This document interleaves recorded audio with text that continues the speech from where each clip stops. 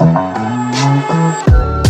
wow. Yeah, I was just looking through some of the news here. We got CNN talking about Russian satellites following US satellites. Yeah. I'll have to check that later. Nintendo eShop stuff. There's a big sale. Ooh, I need to check that. You know the Netflix, the one that I linked to you, Oh, yeah, that's a good article, actually. the IT Soku thread. Yeah, that one was pretty surprising. It's really interesting, actually. The Netflix is actually helping a lot of anime studio right now. Yeah, it's helping the industry. And the commenters on there were also pointing out, they're like, yeah, when overseas money gets involved, then all of a sudden things improve. And there was other people that are disappointed. There's some people that didn't like it, obviously. They're like, oh, it's just big money. But like a lot of people are like, well, hey, you know what? Now there's some competition. There's money being involved, so conditions are improving. Directors are getting to direct some pretty cool projects, and the animators getting paid more. Seiyus are getting paid. Everybody's getting paid a little more, or they're getting more work. I'm kind of curious how much Japanese actually know about anime outside of Japan. A lot of them seems to never get about it. Yeah, a lot of them don't actually. They don't know that it's big. Yeah, there have been polls on this before. Yeah, because if you go to America. Yeah, the popularity is different of certain series, like certain shonen may or may not be popular here. One Piece was really popular here, but then years later it was popular over there. It's it's a little back and forth. Yeah. That's what I'm thinking. It's so much like a ping pong kind of physics. Well, the one thing that's for sure is like the moe has always been kind of underground in it's a other countries. Weebs. And it's a weird thing here. Yeah, weebs. But it's just, the popularity of certain series, it's kind of unexpected sometimes overseas where people are like, whoa, they actually like this? Yeah. But, over here, people are kind of shocked if you even know about it. So, because there's a lot of them they don't even know. They're too busy with other things. They don't care. Check. Man, but, another problem is, no one ever check about it outside of Japan because I guess the network is so little in Japan when it comes to like news about outside. Oh yeah, the awareness. It's partly the language barrier, but also like the people that translate news here. I mean, obviously the main media here doesn't actually do that. They have sort of a very filtered world events. And even if they try to do it, it looks like the stereotype media kind of coverage. So it seems to be not that one. Oh, if it's too shocking, that's really it. It's too exaggerated. That's all they show. Yeah. I mean, the domestic news, there's already so much anyways going on here, but yeah, whenever they show world events, I mean, NHK, whenever they show, it's heavily filtered, and like even the way they discuss it, it's kind of like 2 or 3 points instead of like anything else, which is just kind of, disappointing, and then when you look online, there's not much more because most news sites don't translate any news from overseas. I don't know. Most of the time I see NHK that like when they try to report something from the outside, it's like quarter of the stories only. Oh yeah. Just because if we check any English sites, whether it's in Europe or in America, we see a lot more. Yeah. But over here, just you have to not even a quarter. You really have to look at the internet before believing what's in the NHK news anyway. Mm-hmm. Oh, and that's also why my friend over in Osaka, the one that's working overseas now, I know I've mentioned him a few times, but he always talks to me about that, where he's like, yo, John, I didn't even know about this. Did you know? And I was like, yeah, that's like a normal thing, and we'll be talking about the news thing. He's like, Japanese don't know about this, like when talking about some of the politics or certain world events, he's all like, they don't know. And, he's just kind of like shocked, because, he's over in Malaysia now, and, they're pretty open on the news, and so he's able to pretty much get most things reasonably unfiltered. OK Boomer, the meme of OK Boomer was what? 1 month delay in Japan. Well, there was 1 month delay before they even mentioned it. Yeah. And then like a month or two later, it came back again where people are like, okay, boomer. And I was just like, well, there's been comments online where people are like, well, that was already a thing. It's like, no, it came back. It's so weird. It is weird, yeah. But that's because like there's plenty of similar memes here too, where the boomer equivalent, Yeah, so it's because just of all TikTok. like, yeah. Back when it kind of hit the meme, it was because of TikTok. There's a lot of I mean, I'm not a TikTok user, so I don't know what's inside of it. But most of the time, I saw a lot of TikTok users are actually like uploading that on the Twitter side, so I know when it was from TikToks. Mm-hmm. Yeah. Yeah, there's a lot of things we can talk about, but right now I don't know which to do first. But yeah, at least we talk about the Netflix stuff that is helping the anime industry right the now. Netflix thing is probably the biggest article I think that's relevant to like stuff that we're into because I mean, I saw it even a couple of years ago where I was actually at the studio in Nakano where they were working on Lupin the Third. Obviously, I can talk about it now, but at the time it was like a month before they started releasing episodes, and it was awesome to see them hard at work. But to see like they even had some updated equipment there that I wasn't expecting because I know you and I have talked about other studios and just certain tools that are just outdated as heck. But to see well, I mean, KyoAni has always been pushing the limits and stuff like that. Then they got more money from overseas studios to make more and more better series. But like this is trickling down to a lot of other studios that are getting work outsourced. And I remember the biggest thing in that article that struck me was the fact that there was the comment about contracts. Because normally there would just be promises, right? And a lot of broken ones because the money wouldn't be there or some other issue would happen, cancellations and all that. But like they were getting all of these contracts because, Western companies definitely adhere to those laws, just like in the US. It's like, it's got to be down on paper. Here in Japan, both verbal and written are enforceable under law.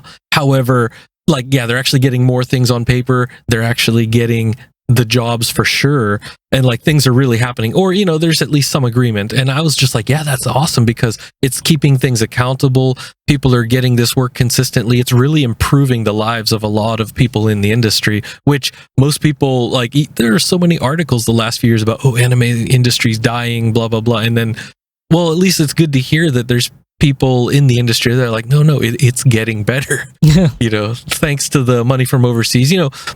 It's that whole, there's definitely a good and bad to it, but I think overall it seems to be a big positive because the awareness and the validity of the industry, because how here in Japan, how a lot of people don't really think too highly of the anime industry usually, unless you're like Miyazaki or Disney or something. No, but not at all. To see all these other studios being like, oh wow, yeah, hey, they're doing big things, and people are like, wow, overseas, they love it. It's that same thing that we've been annoyed with many times in the past where, and there was many comments about this too, where, people overseas are like, finally acknowledging it. And then people in Japan are like, oh, hey, overseas people acknowledge it. Oh, it must be worth something. They didn't have any faith in their talent. It's so crazy. Come to think of it, if I was still working at the porn industry, maybe we can just interview some. Yeah. See, what do they think about what's going on or their works do you know and stuff? Kato Taka, the job dude who is really legendary for his finger kind of stuff? I think I've seen some memes about him. Yeah. Yeah. Oh man, back in the day, I could have called him and then interview. Yeah, that's the thing. It's like some of the connections. It's like the connection. That is would so be an interesting interview. It's just all like, well, tell us about your method. Maybe when we go back to Tokyo, maybe I'll try to do some connection with that and then just call them. Yeah. I think it's interesting because like a lot of people like they kind of try to just jump in for the memes, but it's like, no, let's have some legitimate conversation about this. It's like, what do you think is like, is the industry in danger? Like all those articles that nobody actually has any actual information about it. It's all speculation. Oh, let's look at some numbers. But it's like, no, what do you think? Yeah, there's a lot of new stuff going around, especially in the cosplay side. So cosplay right now it's taking gains their a market. lot. Yeah, it's taking the market actually. Because like and that's what upsets a lot of regular cosplayers, because now you have like a lot of these similar to the Instagram models and some of those other websites where you have the different cam folks and people also getting upset at that bathwater girl and things like that. It's getting a mixed bag right now. It's dipping into our profits and other stuff. I was just like, look, it's competition, but it's because some people do dip into these industries a little bit, but they're not really part of it. So I could see that rubbing people the wrong way, and it's quite a lot causing of some conflict. Right now. Yeah. Well, that's the thing. It's definitely in the cosplay overlap where I definitely follow a lot of cosplayers on my Instagram and World Cosplay Summits here in Nagoya and all that stuff, but it's just all like, this is actual cosplay. This is the art form. This is a lot of the, people actually becoming part of the character, that sort of thing. But like these other ones, it's just basically like, they loot everything. Just buy those cheap Chinese, costume and then go do job. Well, some of them don't even do that. They'll just go get a, just like the JAV stuff. It's like, some really messed up cosplay, and they're like, oh, let's just sell it. Just like I remember Yuru Camp, that was like within a month of the end of the season, there was already a porn. And I'm like, what? Because you were laughing and you just sent me the link. You're like, look at this picture, and they're just like, they did it. And I'm like, what? And I'll be honest, already? I'll be honest, the official live action was worse than the job version. I was laughing at that because when we were like analyzing that, a few weeks ago, and we're just like, oh no. Oh my god. That the Jav version was just actually better. It was a headache. I was just like, look, at least there's some composition here, and just like she's walking through the tunnel and they're walking to the campground, I'm just like, okay, well, we got some story here, but it's not quite what I saw on the official one, which is sad, actually. I was thinking why the job version doesn't show the Mount Fuji in their setting. Yeah, because they were somewhere with mountains. I'm just all like, they could have just went to that campground. I'm sure it's not Tokyo. Maybe somewhere in, Nagoya or Osaka. It looks like I think it was. Yeah, it's somewhere in the mountains here. Just by me, probably in Gifu or something. Because like those roads, I was just all like, this looks familiar. I think I drove there before. This is weird, It's just like, why would they do this? Yeah. And then like all the different screenshots that they were advertising, I was just like, what is this? Yeah, come to think of it, if I was the one who's working on the PMA version, I bet I did some BFX stuff on it, like, add some just some basic of Mount effects. Fuji. Yeah, you could definitely do that. Just with some lighting and the little set extension, and it kind of makes me wonder why a lot of that is not used here. Oh man, still, I'll be shocked if someone actually used a red camera for those job beating. You know what's so? Oh god, yeah, like seriously. It's kind of fascinating because like a lot of those rentals do exist. It's just the budget is so low. It's so and it high. makes me wonder though, because like a lot of the commercial like filmmakers that I know of in Tokyo, they use Red and Ari all the time. Of course that's rental, the higher budget stuff, but their clients are expecting that, and I'm just kind of like, dude, we're shooting everything in 4K over here. Then why can't they? Supposedly they're advertising this and that's 4K. How come it's not? They don't want to be in the project, Well, I mean, they sell it on CD and DVD anyways, but that's just all like, what? Why don't you just actually, keep the standard there? Yeah, that's the problem, dude. Because even the movie industry in Japan is so shit right now. Because I don't know. The last time I guess I watched Japanese movie that I really like was, when was it? I guess back in 2016. Oh man, I don't remember. Oh yeah. Well, it's not 2000, actually recent, but it's not that recent. The Rurouni Kenshin. Oh, movie. that one, that one was that was like globally acclamed. Yeah, that was good. It's very good for the anime to. Yeah, because remember that same year is also with Attack on Titan, which was the exact opposite. Oh my god, don't make me remember that shit. Well, like I didn't want to say it, but remember those were like the same year or within a year of each other. And one was a complete disaster. The other was just like glorious. And you're just all like, why? Why was... Because I remember when we looked at different shots of Attack on Titan, and you're just like, dude, doesn't this look claustrophobic? And it was like really narrow field of view. Yeah. And it's supposed to be like an epic battle scene. I was like, wouldn't you zoom out for that? Wouldn't you want to show a little bit more? Especially when you have them like, like everything was just so messy and like narrow. It was very like, I just had no idea what was actually going on. I'm like, whenever you see like the anime, which looks more like Spider-Man, I was thinking, why didn't you at least work with the studio that did Spider-Man style scenes? Because that's what you're going to have in this sort of like, you're using that 3D gear and everything, and you're flying around those freaking, Titans. But they didn't. Like the battle scene was just so close on them. I was just like, I don't want to see his face. I want to see, what is he doing? You hear whooshes and blurs, and that's it.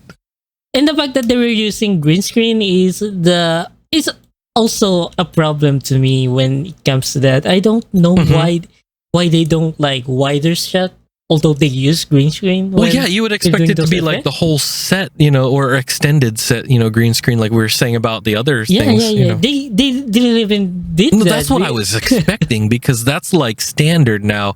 And Japan, even though like it's not quite Hollywood grade, they still don't want to put the money to make it slightly better, which I mean, wow. And that Attack on the Titan movie adaptation, the director said that he wanted to do more of those practical effects, but the problem is that the movie itself is not really for practical effects. You really want to move those camera.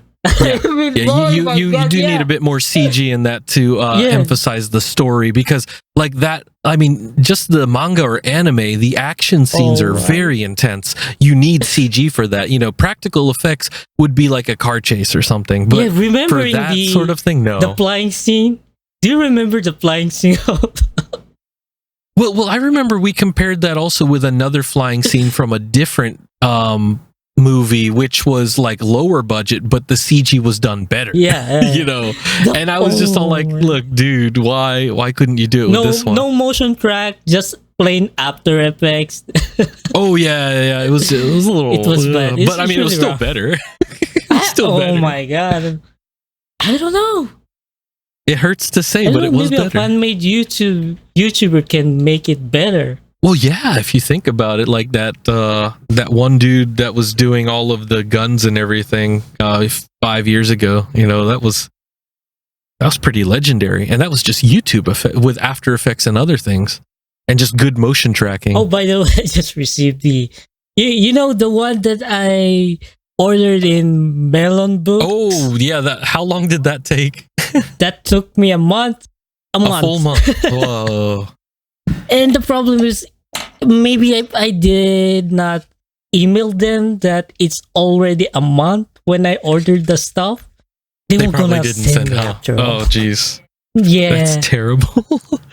That's so funny, though, because I remember you saw all those other complaints, too, where people were waiting at least 3 weeks plus. So. Yeah.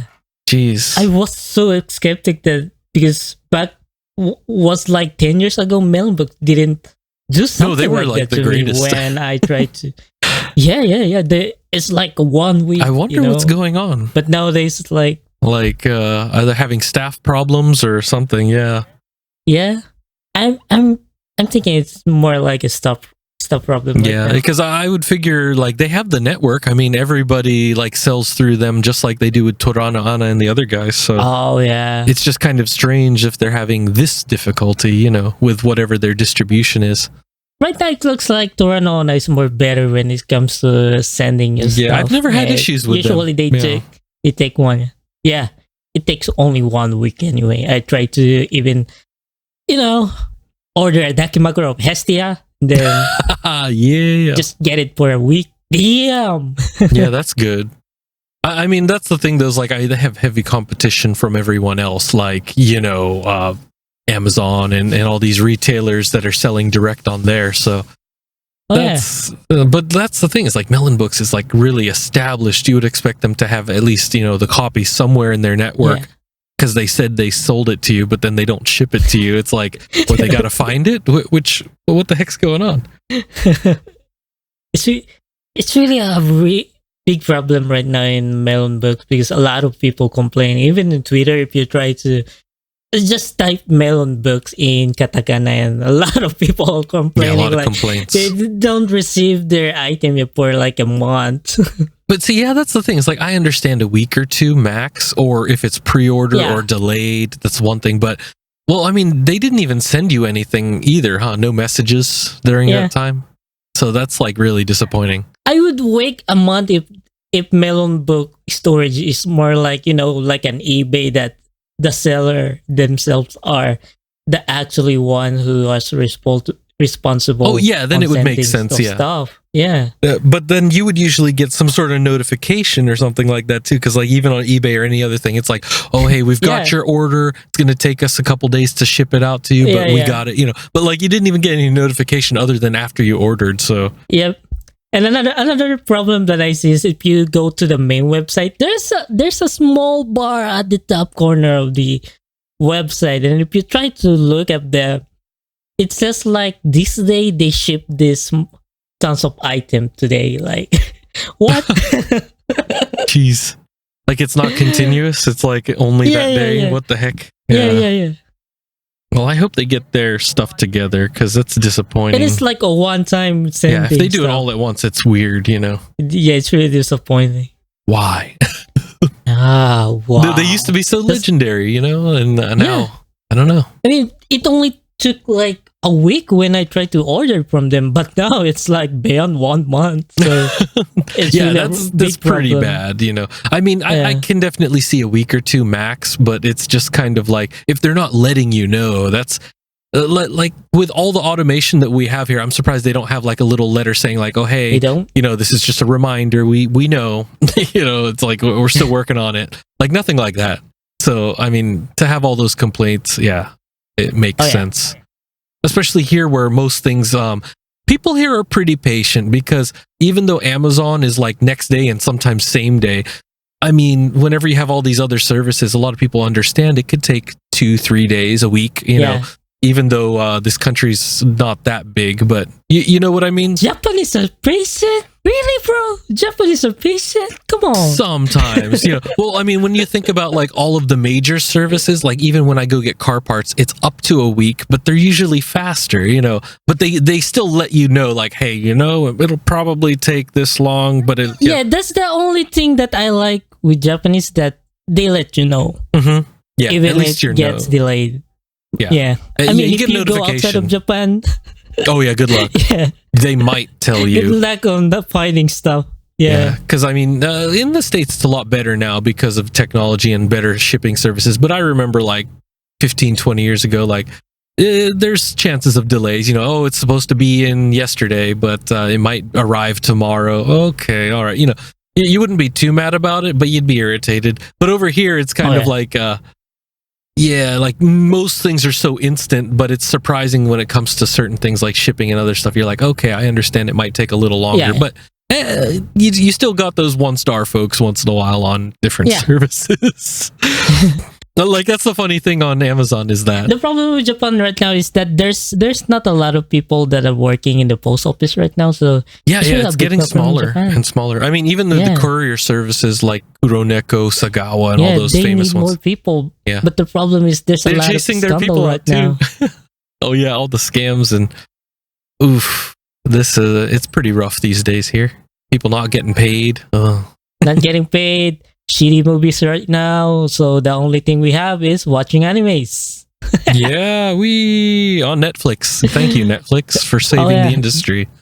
It's funny because a lot of people attribute like Crunchyroll and stuff, but they're not really pumping in the money like Netflix is. Netflix is actually doing it. Come on, So Crunchyroll. Come on. Funimation too. Yeah. When Oh, the hell Crunchyroll, did they Crunchyroll don't. actually pay that much to the anime That's industry? the funny thing is because I know like how much people pay for the service, and yet they haven't upgraded their own No. player. The website is still... The website is still, bro, yeah. the player... Yeah. Dude, it's still the residual player is from when still, they like- used to pirate everything. So, I mean, Oh, Jeez. man. 10 years ago? That's like, what, 2010? I think that's why people still go Kiss Anime and those other ones, Yep. And even a Go-Go anime Go-Go. somewhere. Yeah. Yeah, Jeez. I guess everyone most of the time Go-Go anime, but Kiss animes and are, Yeah, But yeah, there's some nowadays, others. I mean, There's some if you go other to Asia- legit ones now. Yeah, especially in Yeah, Asia yeah, here, I'm- yeah. Well, if you go outside to of Asia Japan. and then YouTube, I mean, Muse Asia is actually kind of legit right now. They uploading a lot of licensed anime. I was surprised that you mentioned that, and they're, even though I can't really look at it usually unless we VPN, Yeah. it's like you could see they're doing legit, on YouTube. Yeah. Good for them. I'm glad Yeah. it's happening. They're Singapore based, so all of the Asian, I think, all of the Asian country are covered by By their the channel. license. Yeah, for Yeah, Southeast yeah. Asia.